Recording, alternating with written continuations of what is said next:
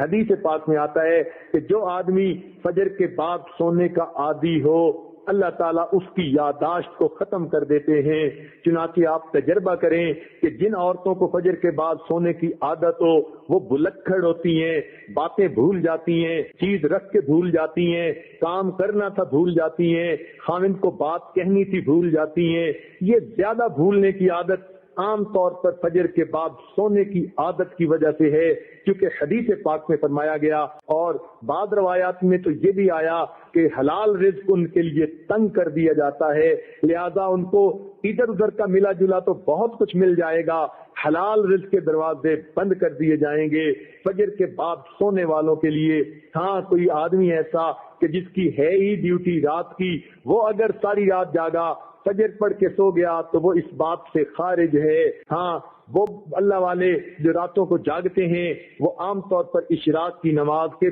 بعد پھر تھوڑی دیر آرام کرتے ہیں۔ اشراق کے بعد سونا بالکل ٹھیک ہے، بزرگوں کی عادت رہی ہے، مگر فجر اور اشراق کے درمیان حد الوسع نہیں سونا چاہیے، سوائے اس کے کہ رات کا حصہ انسان اتنا جاگے کہ اب یہ سوچے کہ نہیں سوؤں گا تو سارا دن مجھے کام کرنے کے اندر رکاوٹ ہوگی، پھر اس کی اجازت ہے۔ عام عادت نہیں بنانی چاہیے۔ دیکھا یہ گیا ہے کہ جن گھروں کے اندر کچھ کھانا پینا ہوتا ہے اللہ تعالیٰ نے دیا ہوا تو وہاں پر صبح کے وقت اسی طرح سوئے پڑے ہوتے ہیں، بلکہ موہے پڑے ہوتے ہیں، پورا گھر قبرستان کی طرح لگ رہا ہوتا ہے کہ سورج نکل چکا اور گھر کے لوگ جاگ بھی نہیں رہے ہوتے۔ اس لیے کفر کی دنیا میں صبح کا ناشتہ سیریل کا انہوں نے بنا لیا، نہ کچھ پکانا پڑے اور نہ کچھ تردد کرنا پڑے، بیوی اپنے وقت پہ جاگے، خاوند اپنے وقت پہ جاگے، بچے اٹھ کے سکول جاتے ہیں تو وہاں مائیں ان کے لباس پہلے ہی تیار کر کے رکھ دیتی ہیں، ان کو کہتی ہیں بیٹے صبح اٹھنا الارم لگا کر سکول جانا ہے۔ بچے اس لیے کہ سکول اگر نہ جائیں وقت پہ تو ان کو استاد کی طرف سے جھڑکیاں پڑتی ہیں، سکول کے اندر سزا ملتی ہے، وہ اپنے وقت پہ اٹھتے ہیں اور چھوٹے چھوٹے بچے اپنے کپڑے خود بدلتے ہیں۔ سیریل کا ناشتہ، ٹھنڈا دودھ بھی مل گیا، سیریل بھی مل گیا تو بچے یہی کھا کے چلے جاتے ہیں۔ تو کفر کی دنیا نے ناشتہ اس لیے آسان کر لیا تاکہ جاگنے کی تکلیف اٹھانی نہ پڑے۔ اس لیے مسلمانوں کا جو ہے معاشرہ اس میں عشاء کے بعد جلدی سونا اور صبح کے وقت جلدی جاگنا۔ چنانچہ صحابہ کرام کے زمانے میں تہجد کے وقت اگر کوئی مدینہ میں چلتا تھا تو یوں آواز آتی تھی گھر گھر سے قرآن پڑھنے کی، جیسے شہد کی مکھیاں بن بنانے کی آواز ہوتی ہے۔ اس لیے ہمیں چاہیے ہم صبح کے وقت اٹھیں، عورتیں صبح کے وقت اٹھ کر نماز پڑھیں، اگر تہجد پڑھیں تو کیا ہی بات ہے، قرآن کی تلاوت کریں، درود شریف پڑھیں، استغفار پڑھیں۔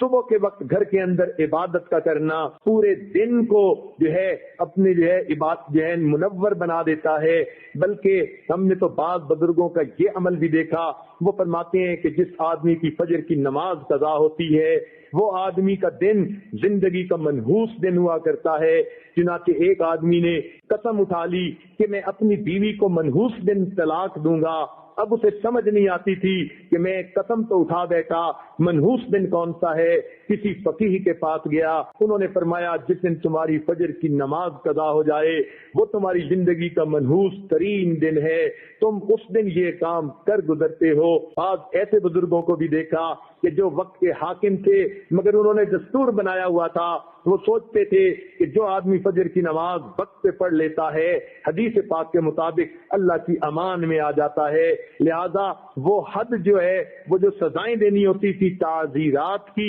وہ اس وقت تک نہیں دیتے تھے جب تک کہ یہ یقین نہ کر لیتے کہ آج اس نے فجر کی نماز نہیں پڑھی۔ اگر پڑھ لیتا تھا تو فجر دوست کو سزا دینا مؤخر کر دیتے تھے کہ اگر یہ اللہ کی امان میں آ گیا ہم کیوں اس کو سزا دیں۔ تو مسلمانوں کے نزدیک تو فجر کے وقت جاگنا اتنا اہم ہے، لہذا عورتوں کو یہ بات مشورے کے طور پر پیش کی جاتی ہے، زندگی کی ترتیب کو سنت کی ترتیب پر لانے کی کوشش فرمائیں، اور اس کا بہترین طریقہ یہ ہے کہ رات کو سوئیں اور دن کو جاگیں، عشاء کے بعد کام جتنا جلدی سمیٹ سکیں جلدی سونے کی عادت اپنائیں تاکہ تہجد میں فجر میں آنکھ کھلے، انسان کے جسم کی نیند آرام کا تقاضا بھی پورا ہو جائے اور صبح کے وقت پھر آنکھ کھلے تو اللہ تعالیٰ کا حکم بھی پورا ہو جائے۔ اس طرح انسان کی زندگی پرسکون گزرتی ہے۔